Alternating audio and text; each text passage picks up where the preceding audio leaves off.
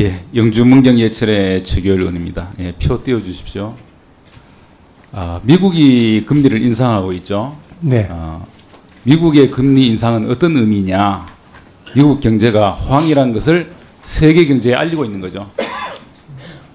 리먼 브라더스 사태 이후로 추락 경제를 살리기 위해서 미국이 제로 금리까지 가고 대규모 완화 정책을 썼는데 그 정책에 힘입어서 이제 미국 경제가 완전히 정상 궤도에 올랐다. 우리가 생각하는 것보다도 미국 경제가 훨씬 호황이다. 이렇게 볼 수 있습니까? 네, 예상을 웃도는 호황. 그렇죠. 예. 근데 우리나라 지금 경제 상황은 어떻습니까? 호황 쪽으로 갈 것으로 생각합니까? 아니면 좀 불안한 상황입니까? 여러 가지 리스크 요인이 많이 있습니다만은 그렇게 뭐 경기가 저희들은 늘 같은 표현을 합니다만 그런대로 우리 잠재수준의 성장세는 내년에도 세계 경제가 좋은데 호조에 힘입어서 지금의 흐름세는 가지 않을까 이렇게 생각하고 있습니다. 2015년 3월에 금리를 내린 것에 대해서 이제 많은 분들께서 의문을 제기하셨는데 지금 저 표를 보시면요. 2015년에 미국이 금리가 0.25죠. 0.25. 그리고 일본이 제로 금리죠. 저 표를 보이시죠? 미국이 0.25, 일본이 제로 금리인 상황에서 우리나라가 저 표상 금리를 좀 내린 거에 표상으로 보면 큰 문제가 없다고 보는데 그때 뭐 정부의 압력을 받아서 금리를 내린 겁니까? 아니면 자체 판단으로 내린 겁니까? 예, 그 금리는 금통위원들이 독자적으로 판단해서 결정한다는 말씀을 제가 다시 한번. 그렇죠. 저 표상으로 보면 문제가 없어 보입니다. 그리고 금리 인상을 결정하는 요인으로서는 이제 경제 성장세 이게 제일 중요하죠. 그다음에 물가 상승률, 그다음에 미국과 금리 역전으로 인한 위험성, 그다음에 주택 가격, 또 반대로 가계 부채 부담 이런 여러 가지 요인을 고려해서 결정을 해야죠. 네. 만약에 금리를 올린다면 다음 달에 지금 올린다고 말씀하셨는데 어떤 요인에 중점을 두고 올리자는 것입니까? 네, 지금 우선 경기 물가가 어느 정도 감내할 수 있는 그런 상황으로 판단이 된다면 예. 저희들이 금융 불균형을 이제부터는 서서히 저희들도 통화정책에서도 고려를 하겠다. 그런 차원에서 저희들이 예, 제가 보기에 지금 경제가 어려운 상황이고 정부가 확장적인 재정 정책을 시행하는 상황인데 저는 꼭 올려야 된다고는 생각은 안 합니다. 물론 올려도 큰 문제는 없다고 생각하는데 꼭 올려야 되는 그런 상황은 아니죠.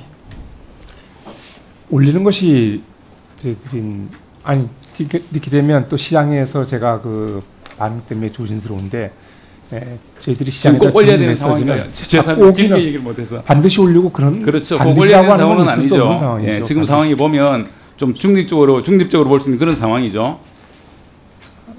올려야 된다. 제가 정리를 잘 해야 됩니다. 왜냐하면 시장에 그것도 있으니까. 그래서 저희들이 시장에다 주는 일관된 메시지는 저희들이 경제가 이렇게 갈 거라고 예상을 해놨습니다. 잠재 수준으로 가고 물가는 이럴 거고.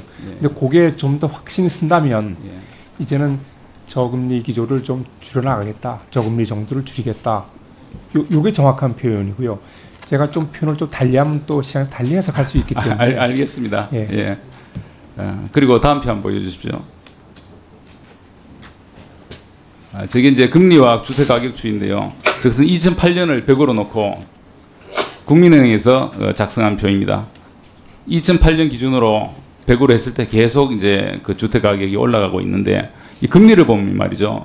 첫 번째 음영된 부분에 금리가 급등하는데도 주택 가격은 상승합니다. 그다음 보면 금리가 급락하죠. 급락해도 또 주택은 상승합니다. 또 그다음에 금리가 급등하는데 또 주택 가격은 올라가죠. 금방 우리 총재께서 말씀하셨듯이 최근에 주택 가격 상승이 금리는 아무 변화가 없었죠. 금리 변화가 없는 상황에서 주택이 폭등한 거죠. 기준금리와 반드시 그렇게 일관되게 그런 방향으로 움직이는 건 아니다 제가 말씀드렸습니다. 그렇죠. 그러니까 지금 표에서도 확인이 되지 않습니까? 최근에 주택 가격 폭등도 금리 변화가 없는 상황에서 일어났고 그래서 금리만이 이 집값에 영향을 미치는 것은 아니다. 기본적으로는 수요와 공급에 의해서 이루어진다 이렇게 생각을 하고요. 그래서 우리 총재님 말씀하시는 부분은 제가 동감을 합니다. 어쨌든 하는 독립성을 지키는 것이 중요하고 소신껏 결정해 주시기를 부탁을 드립니다. 그리고 경제 성장률을 3.0에서 2.9, 2.7로 하향 조정했죠. 네. 그리고 취업자 수 증가를 네. 하는 이 30만 명에서 그다음에 26만 명, 또 18만 명, 최근에는 9만 명까지 하향 조정을 했죠. 네. 뭐 성장률은 그렇다 하더라도 취업자 증가수는 이거는 굉장한 차이를 보이고 있고 변동이 많이 되는데 그 제일 큰 요인은 뭡니까? 고용이 부진한 제일 큰 원인. 예, 우선 이렇게 안 맞는. 성장률 하향 조정, 그 다음에 취업자 수가 이렇게 하향 조정한 그 요인은 이렇게 많이 조정했지 않습니까? 네. 그 대내적인 요인이 큽니까? 대외적인 요인이 큽니까? 저희들이 어떤 것이 꼭 크다 말씀드릴 수는 없습니다만은 저희들이 크게 본 것이 어떤 업황 구진, 일부 업종에 특히 서비스업 업황 구진 들었고 제조업 일부 그 소위 자동차 조선업의 구조 조정을 제가 들었고 그다음에 또 소위 그 노동력을 대체하는 투자가 그런 쪽으로 많이 또 투자가 있었습니다. 전반적으로 지금 상황이 안 좋은 거죠. 고용 상황은 네. 예, 안 좋으니까 이렇게 계속 하향 조정이 되는 거죠. 다음 표 한번 보여주시죠. 저 표는 국회 예산정책처에서 52시간이 시행되면 월급이 얼마나 줄어들 것인가 그 분석한 표인데요.